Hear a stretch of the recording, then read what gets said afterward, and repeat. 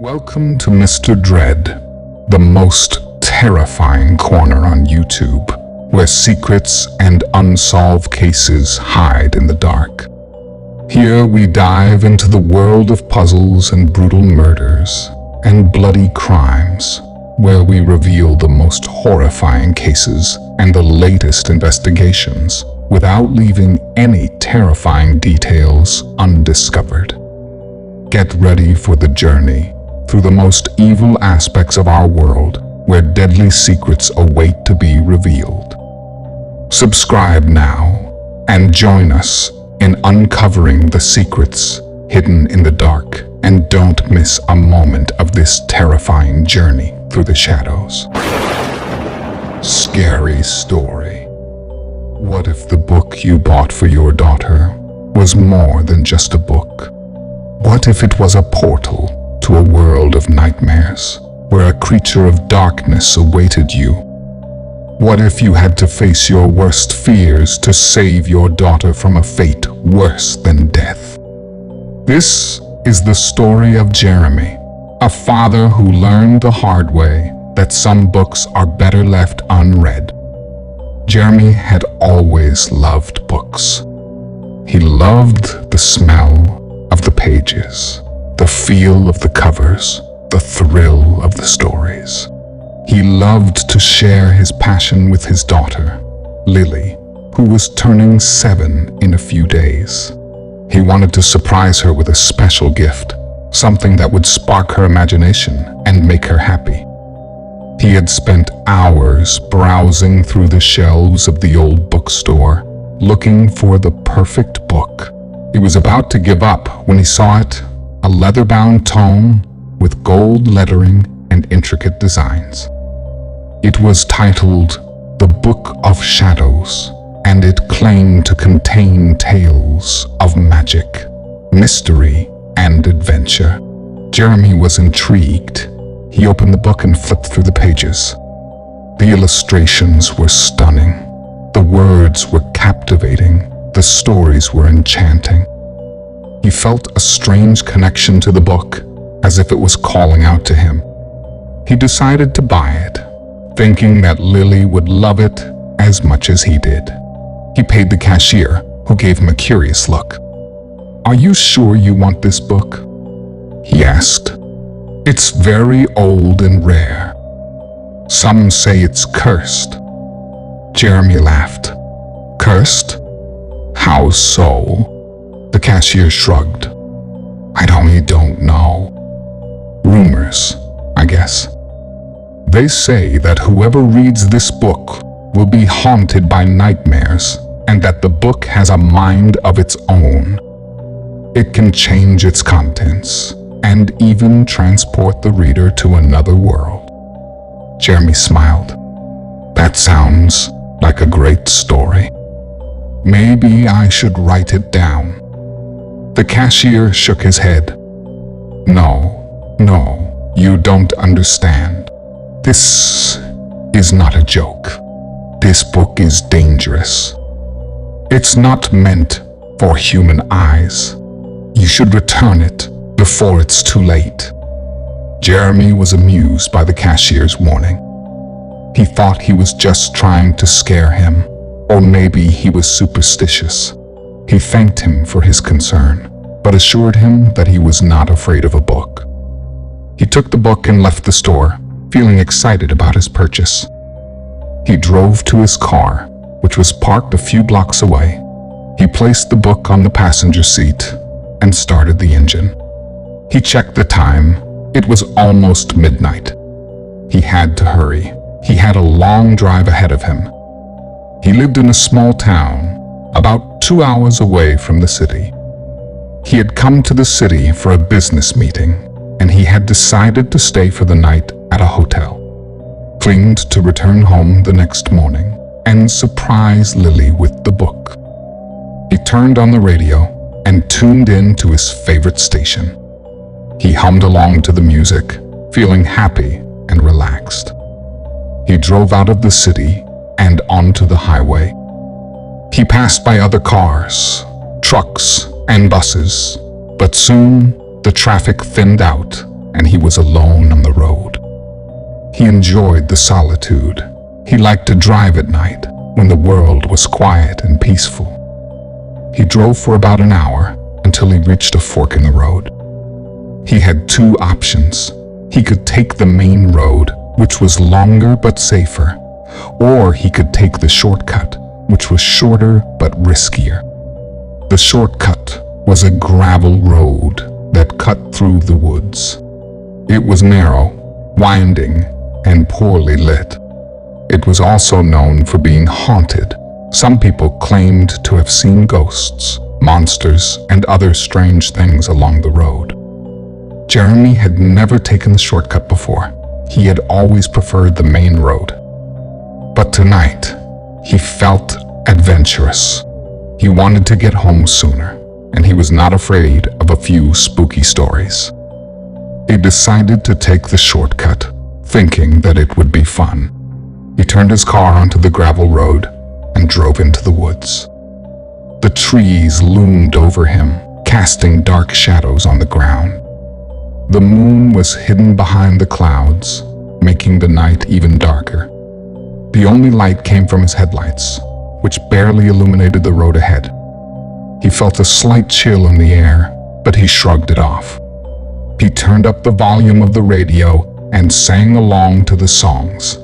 He drove for about 15 minutes without encountering any problems. The road was bumpy, but not too bad. He saw no signs of life, except for a few animals that darted across the road. He felt a surge of confidence. He had made the right choice. The shortcut was not so bad after all. He smiled and glanced at the book on the seat beside him. He wondered what stories it contained and what Lily would think of them. He reached out to touch the book, but then he heard a voice. "Hello, Jeremy." The voice was soft and low, but clear and distinct. It came from the back seat of his car.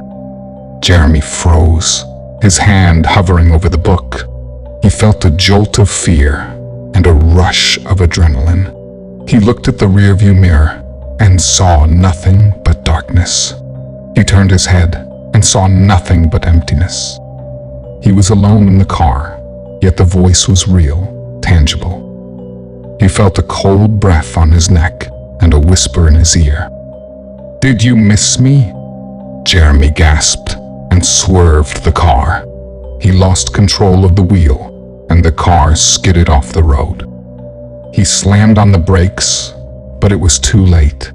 The car crashed into a gnarled tree that seemed to appear out of nowhere. The impact was violent, and the airbags deployed. Jeremy felt a sharp pain in his chest, and then everything went black. Jeremy woke up to a pitch-black darkness. He felt a throbbing pain in his head and a tightness in his chest. He tried to move, but he was trapped by the seatbelt and the airbag. He reached for his phone, but it was nowhere to be found. He felt a surge of panic. He was alone, injured, and helpless. He tried to calm himself down and assess his situation. He remembered the voice, the crash, the tree. He wondered if it was all a dream or a hallucination. He hoped that someone would find him soon and rescue him. He looked around, trying to see something, anything, in the darkness. He saw nothing but shadows, and then he saw the book.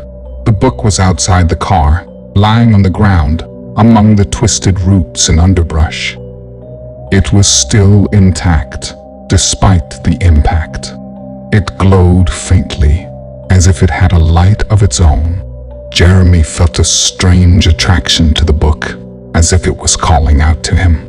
He remembered that he had bought it for Lily and that he wanted to give it to her. He felt a sudden urge to retrieve the book and hold it in his hands. He unbuckled his seatbelt and pushed the airbag away. He opened the door and crawled out of the car. He felt a cold wind on his face and a dampness on his clothes. He smelled the earth, the leaves, the blood. He heard the crickets, the owls, the rustles. He felt a fear, a dread, a curiosity. He stumbled towards the book, ignoring the pain in his body. He reached the book and picked it up. He felt a warmth, a power, a connection. He opened the book and looked at the pages. He saw the words, the pictures, the stories. He read the title and felt a shock. The Book of Shadows, a collection of true tales from the realm of nightmares.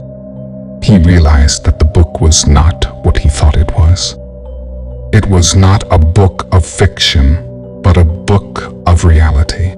It was not a book of magic, but a book of horror. It was not a book of adventure, but a book of terror.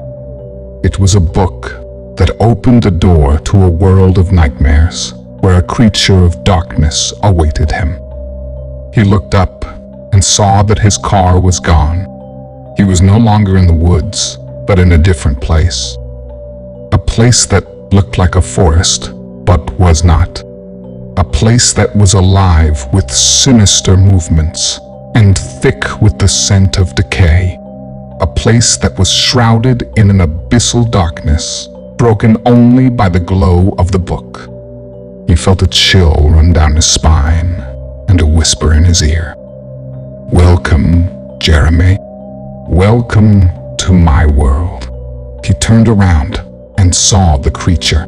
It was a monstrosity of bone and shadow, towering over him with a skull-like visage that seemed to grin with malice.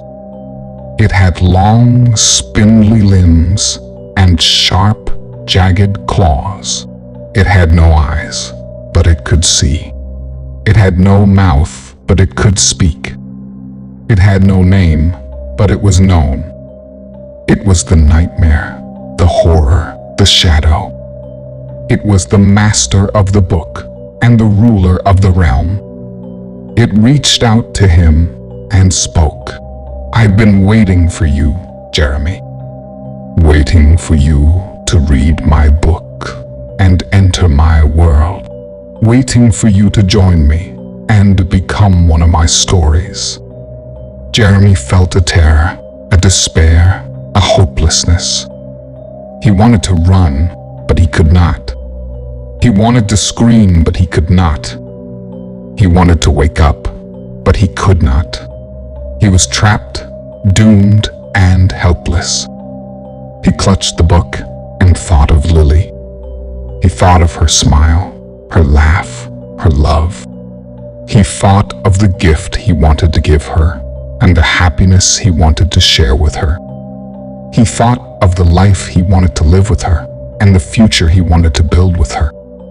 He thought of his daughter and felt a love, a courage, a determination. He looked at the creature and spoke. "No, I will not join you. I will not become one of your stories. I will not give up on my daughter. I will not give up on my life. I will not give up on myself." He opened the book and tore out a page. He threw it at the creature and watched it burn. He tore out another page and another and another. He threw them at the creature and watched them burn. He saw the creature flinch and recoil. He saw the creature scream and writhe. He saw the creature weaken and fade. He realized that the book was the creature's source of power and its weakness. He realized that the book was the key to his escape and his salvation. He realized that the book was his weapon and his shield. He tore out the last page and threw it at the creature. He watched it burn and disappear. He watched the creature die and vanish. He watched the nightmare end and shatter. He felt a light, a warmth, a relief. He felt a joy, a peace, a freedom. He felt a hope, a faith, a gratitude. He closed his eyes and woke up. He opened his eyes and saw the sun. He felt a breeze and heard the birds. He smelled the flowers and tasted the air. He was in a hotel room, safe and sound. He was in the real world, alive and well. He was in his own world, happy and loved. He looked beside him and saw the book. It was still there, intact and unburnt. It was still glowing, but faintly and softly. It was still calling out to him, but gently and kindly. It was still a book, but different and changed. He opened the book and saw the pages. They were blank, except for one. The last page had a message, written in old letters. It said, "Thank you, Jeremy. Thank you for saving me and freeing me. Thank you for giving me a chance and a choice. Thank you for being my friend and my hero.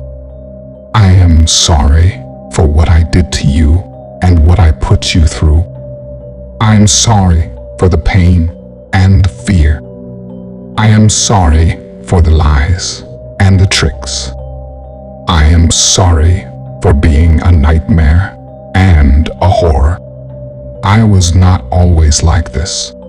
I was once a book of light and a book of joy. I was once a book of dreams and a book of wonder. I was once a book of love and a book of hope. I was once a book of stories and a book of life. But then I was corrupted and twisted. I was taken and enslaved. I was used and abused. I was turned into a book of shadows and a book of nightmares. I was turned into a tool and a weapon. I was turned into a curse and a trap. I had no control and no escape. I had no voice and no choice. I had no hope and no faith. I had no friend and no hero until you came along and changed everything. Until you read my book and entered my world. Until you faced my nightmare and fought my horror. Until you freed my book and saved my soul. You gave me back my control and my escape. You gave me back my voice and my choice. You gave me back my hope and my faith. You gave me back my friend and my hero. You gave me back my light and my joy. You gave me back my dreams and my wonder. You gave me back my love and my hope. You gave me back my stories and my life. You gave me a gift, and I want to give you one in return. A gift that will make you happy and make your daughter happy. A gift that will spark your imagination and make your dreams come true. A gift that will show you my gratitude and my friendship. I have rewritten my book and filled it with new stories. Stories that are true, but not terrifying. Stories that are magical, but not horrifying. Stories that are adventurous, but not dangerous. Stories that are enchanting, but not cursed. Stories that are yours and yours alone. I hope you enjoy them and share them with your daughter. I hope they make you smile and laugh. I hope they make you wonder and learn. I hope they make you love and live. I hope they make you happy and fulfilled. This is my gift to you, Jeremy. This is my thank you. Your friend, The Book of Shadows. Thank you for joining us for this spine-tingling story. We hope you found it both thrilling and thought-provoking. If you enjoyed this video, please consider participating in our channel by subscribing, liking, and sharing it with your friends. Your support goes a long way in helping us create more engaging content for you. Goodbye, and may you always tread carefully in the world of the unknown.